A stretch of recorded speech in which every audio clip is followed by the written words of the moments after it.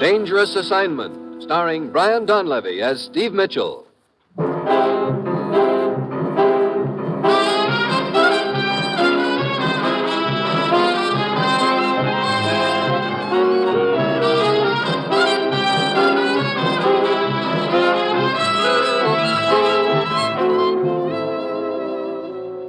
First, a word from the Ford dealers of America. Everyone's saying that the 50 Ford is a great car. Listen to what Mr. W. Henderson of Pomona, California, one of more than 470,000 owners of new Fords, says. Last January, I bought a new 1950 Ford six-cylinder two-door. This car is truly a pleasure to drive, and its economy's wonderful. I've driven it about 6,000 miles in city and country, driving an average over 21 miles per gallon. It rides quiet and steers easily, too. Yes, the owner of a 1950 Ford knows the real meaning of economy. He'll tell you that his big new Ford is low in first cost, inexpensive to maintain, and thrifty to operate. But find out for yourself. Stop at your nearest Ford dealers and get the facts on Ford economy. Then get in the driver's seat and test drive the big new Ford for 50.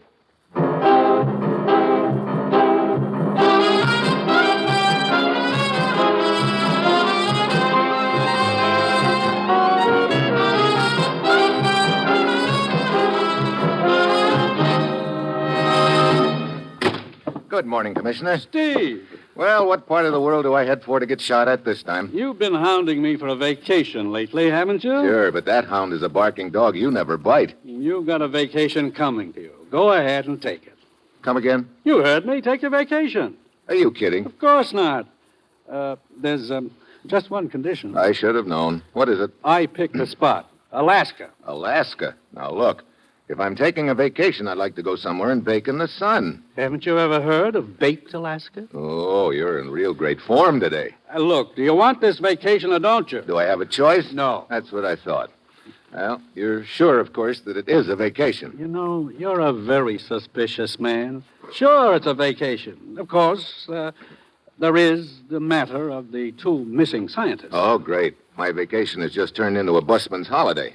Okay, let's have it. Probably nothing to it, really. Just a simple matter. Sure. Just a simple matter. But somebody will probably have me chained to a sinking iceberg before it's over. Steve, a week ago, two scientists went to Alaska. An ex-Nazi named Dr. Herman Kreutzer, who's been denazified, we think, and a younger man, a nuclear physicist, Dr. William Peters. Why'd they go up there? To conduct experiments on the effect of water temperature on a new theory of submarine detection. They were to be gone 3 months. 2 days ago was Peter's wedding anniversary. He'd promised to call his wife on that day. She didn't hear from him. Well, a guy forgets to call his wife, so you send me to Alaska? When Mrs. Peters didn't hear from him, she got worried and flew to Fairbanks. She's there now, waiting to meet you. You think these two scientists stumbled onto something important up there, huh? I don't know anything about it, Steve, other than what I've just told you. But I can't help thinking that... Sure. Now, when you think, I move. Okay, Alaska it is. Mrs. Peters is at the Waterfield Hotel in Fairbanks. Well, that's it, Steve. You've got your your vacation. Good luck.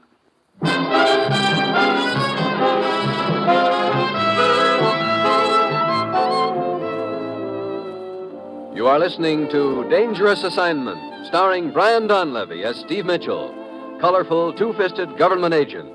At all those places of the world where danger and intrigue walk hand in hand, there you will find Steve Mitchell on another dangerous assignment.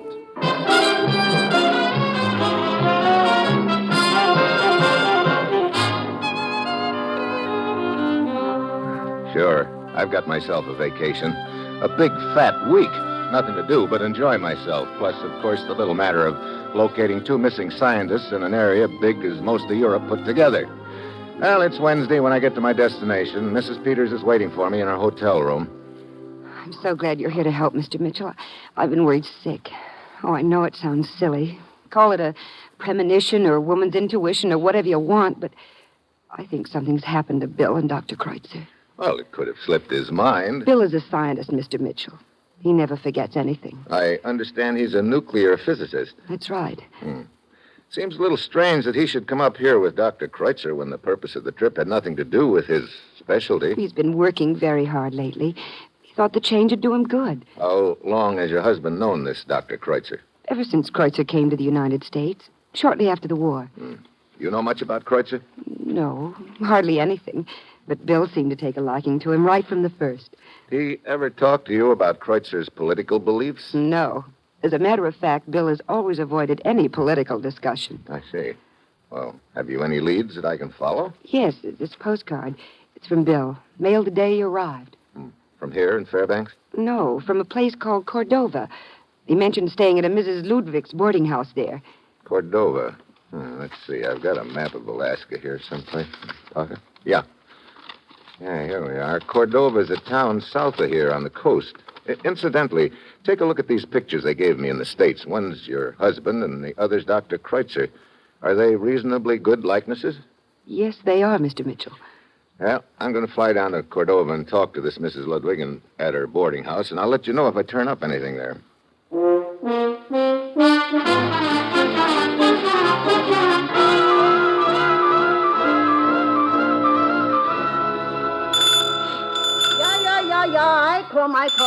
I come. Yes? You run this boarding house? I am Mrs. Ludwig. You want a room? Well, I want some information about two ex-boarders, Kreutzer and Peters. Who are you? Steve Mitchell. I'm a friend of theirs. Then I want to talk to you, Mr. Mitchell. Well, that makes it mutual. Come in. Yes, I want very much to talk to a friend of Kreutzer and Peters. Why? Because they skip out of here without paying their bill. Oh. Now, if you are a friend of theirs, maybe you pay for it. Well, how much is it? Room and board, 3 days for the two of them, $30. So they only stayed here 3 days, huh? Yeah, and that is not bad enough for them to skip out without paying. They have to check in at the Atlas Hotel for another day, but they pay over there. Wait a minute. Let's get this straight. Yeah. They leave this boarding house, check in at the Atlas Hotel, and leave again after a day there? Yeah. Well, how long ago did they spend this day at the hotel? 3 days ago. Did they leave any forwarding address there? No, that I check. The clerk is a friend of mine. But he told me that they leave no address. Now, about this money they owe, you take care of it? Well, I'll make a deal with you, Mrs. Ludwig.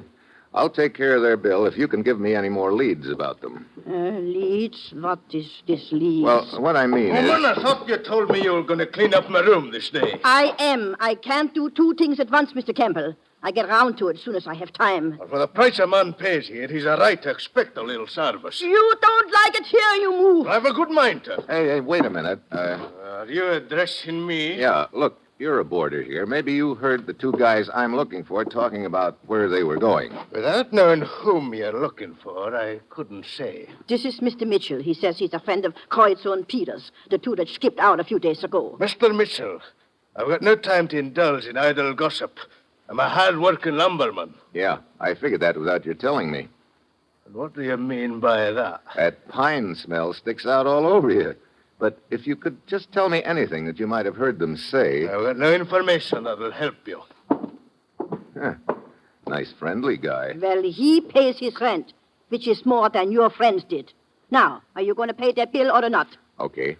And I'll take a room here, too. Now, is there anyone else who might have information about Kreutzer and Peters? Mr. Julian used to talk to them now and then. He's another boarder. Runs a shoe repair shop down the street. Mr. Julian. Okay, I'll check with him. Just a minute. Well, if you think of something else? Yeah.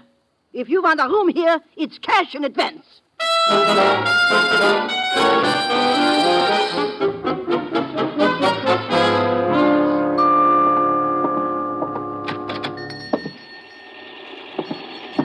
Yes, sir, be right with you. Okay. What can I do for you, sir? Your name, Julian? Yeah. I'm Steve Mitchell. Nice little place you've got here. Well, thanks, Mr. Mitchell. Yeah, I finally got in the place in pretty good shape. Yeah. I see you've been doing a little remodeling. Heavy machinery is hard on these pine floors. I have to put in new flooring every now and then. You know, the smell from these boards remind me of one Mr. Campbell. Oh, you know Campbell? Yeah. I just met him at Mrs. Ludwig's. About as friendly as a clam, isn't he? Well, he's not what you'd call talkative. Mr. Mitchell, I don't think that you came here either to talk about Mr. Campbell or to have your shoes fixed. What's on your mind? Well, I'm trying to locate two friends of mine, Kreutzer and Peters. Mrs. Ludwig told me that you'd talked to them a couple of times at the boarding house, and I thought maybe you could help me. Go ahead and wait on your customers. I'm in no hurry. All right. Do you sell shoes here? Only second-hand unclaimed pairs. They're in the window. Yeah, help yourself, please. Be right with you in just a minute. All right. Mr. Mitchell, are you sure that you're a friend of Kreutzer and Peters? Yeah, why? Because I think I know where you might find your friends. Where? I heard them speak of going to see a girl named Christine Beauvais, I think they called her, up in Anchorage. I didn't say anything to Mrs. Ludwig about it because if they want to leave without paying their bill, that's their business. I'm a shoe repair man, not a debt collector. Christine Beauvais. How long ago was that? Oh, 4 days ago. Yeah, I remember. Because that was the day that we had the scare about the submarine. What submarine? Oh, a couple of fishermen sighted what they thought was a periscope close offshore. We've had several reports like that up here lately. Yeah, we've had them all over lately. Okay, thanks, Julian. I'll see you around.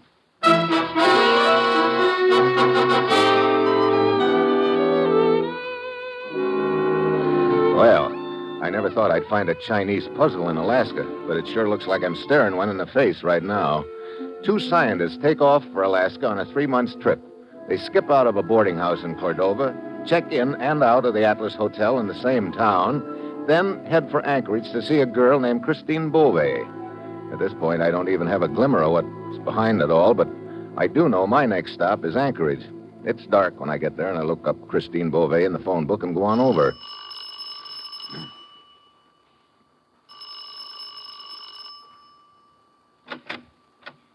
Yeah?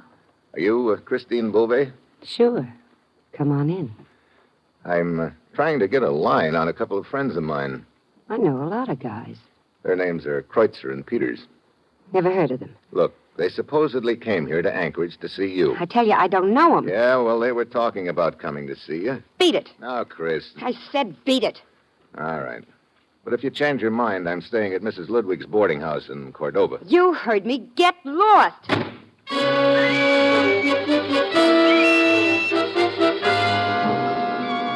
Add another piece to the puzzle.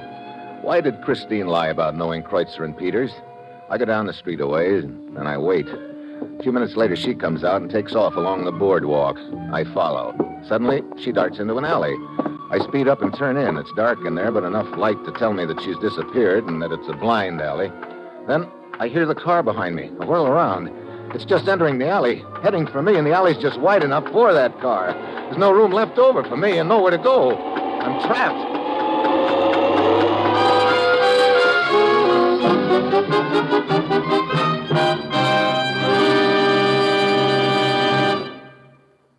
In a moment, you will hear the second act of Dangerous Assignment after this brief message from the Ford dealers of America. When you want the facts about a car, it pays to go to the people who know.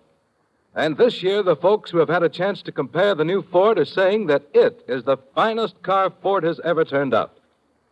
Yes, ask any Ford owner, any garage mechanic, any filling station operator, and you'll soon learn that the beautiful new Ford is tops for comfort, for performance, for safety, and for economy. They'll tell you what a thrill it is to drive this great car. They'll talk about its power and the way it stands up under all kinds of driving conditions. And they'll give you the facts about Ford economy. For this car is low in first cost and high in resale value. It's inexpensive to maintain and thrifty on gas and oil. But see, hear, and feel the difference yourself. Before you buy any car at any price, stop at your local Ford dealers and test drive the big new 1950 Ford. And now, here is the second act of Dangerous Assignment, starring Brian Donlevy as Steve Mitchell.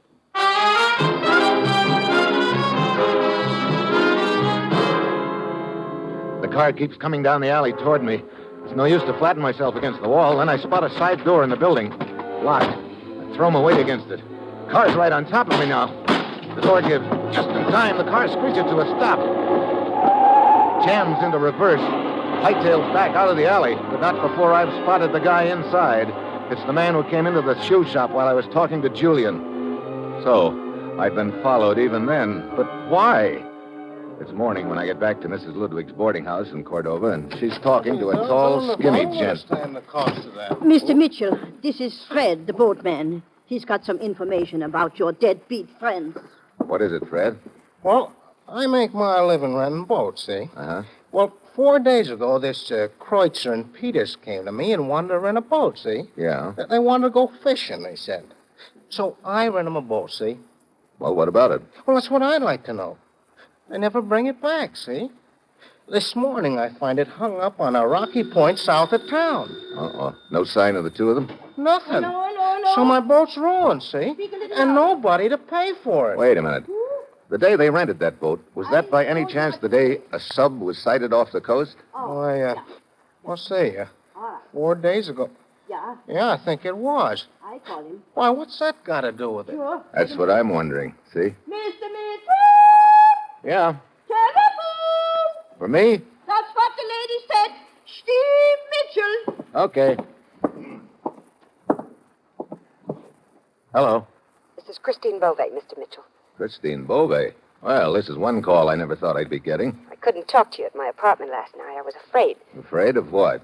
Someone's been following me. Oh, is that why you ducked into that alley? Yeah, I knew they were after me, but I managed to get away from them. I was almost not so lucky. Mr. Mitchell, will you meet me at Pete's bar tonight? I want to tell you something about Kreutzer and Peters. So you do know them? Of course. When you asked me about it last night, I was afraid you were working with the men who'd been after me. I'll tell you all about it tonight. Okay.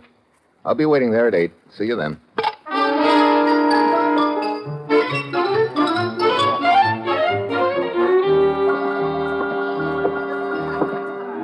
Howdy, friend. What's it gonna be? Brother, I know where you're from. Texas. Nope. Oklahoma. Uh-oh. Just across the line. On a windy day, we could hear them Texans talk, though. Friend, if you think I talk funny, you ought to hear the accent on them Texans. Yeah? Your name Mitchell? Uh-huh. Some high-stepping fella left you a message. Oh, what is it? She wants you to meet her at the cannery. The cannery. Where's that? Out on the pier yonder. Can't miss it. Wonder why she wants me to meet her there. Friend, I don't ask no one no questions. You want to do your sparkling and canneries? Why, that's your business. But me, son, I'll take it. Wait a minute. When this filly, as you call her, came in, was a man following her? Friend, if I hadn't been on duty, I'd have followed her myself. But not to the cannery. Me, I'd have followed... Yeah. Here. That's for the drink. Better have a refill, friend. Might kill your sense of smell. What do you mean? You get a whiff of the cannery, you know what I mean.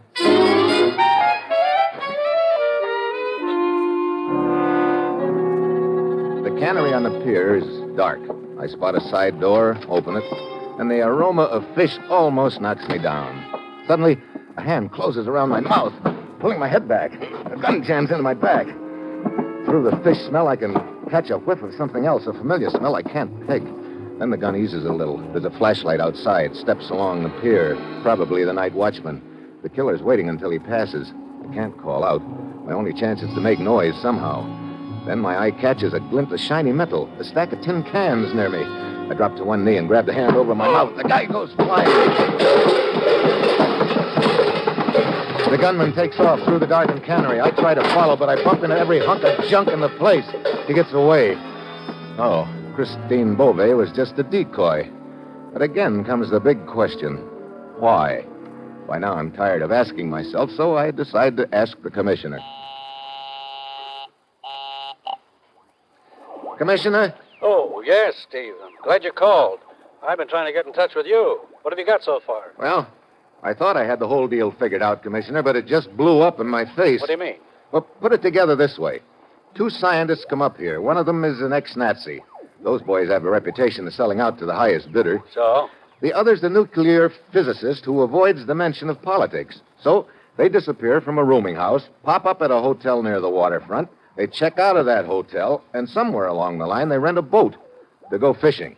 Now, that boat turns up later, but they don't. And along about this time, there's a submarine sighted off the coast. Steve. Yeah, I thought our boys had had a change of heart and decided to leave the country. But what happened a half an hour ago changed my mind. What do you mean? Somebody tried to kill me in a cannery. Now, if the scientists had left, the deal would be all over. Then why the attempt on my life? Now, that's the point, Steve. Kreutzer and Peters haven't left the country. That's why I've been trying to reach you. 3 days ago, they checked into a hotel in Victoria, British Columbia. What? They also dipped down to Seattle. At last report, they were heading north again. Well, they could be collecting information from various points. And that was my thought. Maybe they're still planning on leaving the country after they've collected the information. If that's true, you've got to stop them. Yeah, first I've got to find them. Any leads at all? Well, I've only got one left. They checked in and out of the Atlas Hotel here in Cordova a few days ago. I'll go over there now. There's just a bare possibility that they may be back. Where are you now, Steve? I'm at Mrs. Ludwig's boarding house. What's the matter? Somebody just came in the front door. I'll call you back. Well, Mr. Campbell, the lumberman. Oh, it's the man Mitchell, isn't it? Yeah, it's the man Mitchell. You out kind of late tonight for a hard-working lumberman, aren't you? I believe a man has a right to take a walk in the evening if he wants. That all depends on where he walks. You weren't by any chance taking a walk down near the cannery, were you? Now, why would I be walking down there? That's just what I'm wondering. I'll thank you to mind your own business, Mr. Mitchell. You know, that's just what I'm trying to do. Well, sweet dreams, Campbell.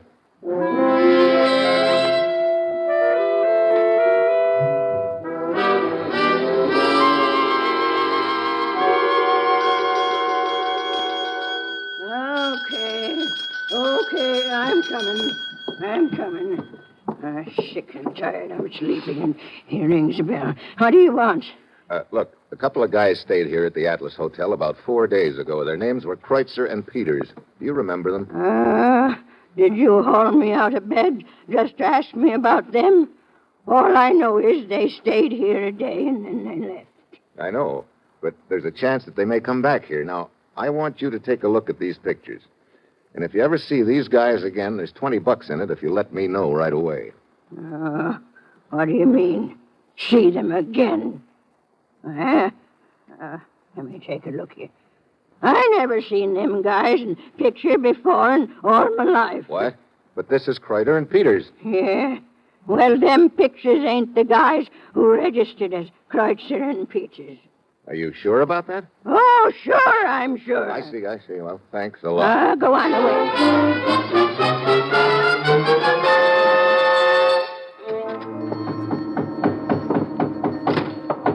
Oh, good evening, Mr. Mitchell. Julian, you're working a little late tonight, huh? Yeah. Seems like everybody in Cordova needs new half soles. Shoes don't last long in this country. Julian, I want you to take a good look at these pictures I've got. Oh, sure. What about them? Are they Kreutzer and Peters? Of course. Why? Because the guys who registers as Kreutzer and Peters at the Atlas Hotel weren't, really. What? But, look, I don't understand. Well, what does that mean? I think I'm beginning to see part of the answer, but Mr. Mitchell, what's the matter? So there I am, standing on the new pine flooring in Julian's shoe shop when the smell hits me again. It's the same one I'd noticed before, when that guy in the cannery had clapped his hand over my mouth. And now at last I've got it pegged. And also at last a lot of things suddenly fall into place. What's the matter, Mr. Mitchell? I just had a thought, Julian. Say, you can do me a favor if you will. Of course. What is it? What time will you be through here? Oh, half an hour. Okay. I want you to go to the boarding house and get Campbell, the lumberman. Get him to go to the cannery with you, and then the two of you wait there for me, will you? Campbell, huh? Oh, all right, Mr. Mitchell. I don't understand what you're up to, but I'll be glad to help.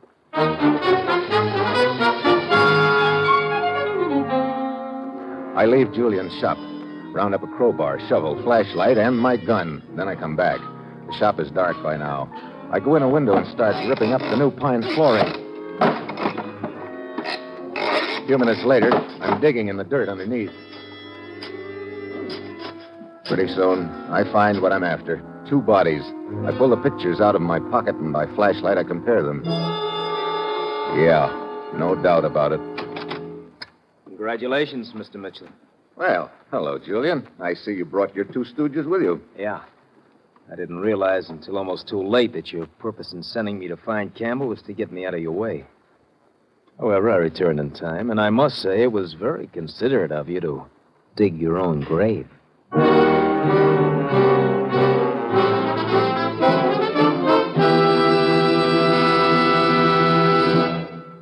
You will hear the conclusion of Dangerous Assignment after a brief message from the Ford dealers of America. Tonight, there are more than 470,000 enthusiastic 1950 Ford owners, and most of them are talking about their cars. Listen to what Miss Barbara Sargent of San Francisco says. I've been wanting a car for a long, long time, so when I decided to buy, I took my time and looked all of them over very carefully. Finally, I chose the new Ford because it was the only car that gave me everything I wanted. It's a beauty, both inside and outside. It's the easiest car to drive I've seen yet, and it gives me the smoothest ride of all the cars I tried. If anyone who is thinking of buying a new car will just drive one of the new Fords, I believe they'll agree with everything I said. Yes, Ford owners, mechanics, service station attendants, and garage men all over the country agree. The new 1950 Ford is the finest car Ford has ever turned out. They're saying it's tops for performance, for comfort, and for economy. But see, hear, and feel the difference yourself. Stop at your neighborhood Ford dealers and test drive the big new Ford tomorrow.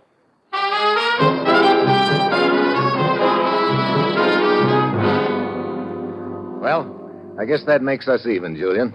I couldn't get you out of the way, but your stooges missed on me when they tried to run me down in Anchorage. How'd you boys enjoy your junket around the country posing as Kreutzer and Peters? Pick up a lot of information from your contacts? Come on, Julian, let's get this over with. Yeah. Get up out of that hole, Mitchell. I know the floor covers me from the waist down. I put one hand on it like I'm going to climb out, but I fish the gun out of my pocket with the other. Then I throw a quick shot at the light overhead. I drop back into the hole just in time. I spot the pistol flash and let him have it. Only 2-1 now. Start circling, Marcus. Start circling. That's bad. If they come at me from 2 different directions at the same time, I'm cooked. I reach down and pick up my flashlight. I snap it on and toss it out on the floor. One of them throws a shot at it. I give him one back. The third guy has had enough. He heads for the door, but as he jerks it open, he's silhouetted. I scramble out of the hole, grab my flashlight, and run to the door. The guy lying there is Julian. Well, the merry-go-round was nice while it lasted, Julian. Only you weren't lucky enough to grab the brass ring. You got a lead slug instead. I thought I had a good plan. You did. You know, I thought that submarine was hanging around to pick up some agents. I didn't realize it had landed a couple. You guys had heard about Kreutzer and Peters' trip. You grabbed them right after they got up here and killed them. Then your boys took their papers and started around the country collecting information and reports from your various contacts. That about the way it breaks down, huh? What went wrong, Mitchell? You gave yourself away, Julian. No, I couldn't have. When you clapped your hand over my mouth down at the cannery, I got a whiff of a very familiar smell, but I couldn't peg it until I was in here talking to you earlier tonight. Then I smelled it again, and it registered. Shoe polish. Shoe polish? Yeah. Like most smart boys, you overlooked one little item. In this case, the smell of shoe polish on your hands. Yeah. That's what tripped you up, Julian. Or maybe I should say polished you off.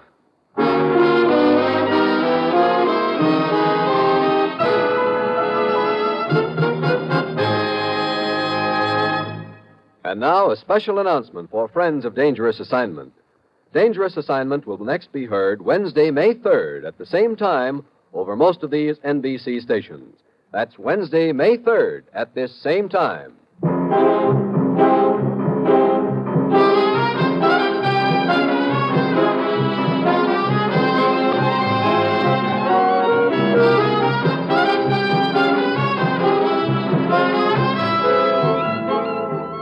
You've just heard another episode in the exciting new adventure series, Dangerous Assignment, starring Brian Donlevy in the role of Steve Mitchell. Dangerous Assignment is written by Bob Wright, with music by Bruce Ashley, and is directed by Bill Karn. Be with us again Wednesday, May 3rd at the same time, when Brian Donlevy, starring as Steve Mitchell, will embark on another Dangerous Assignment.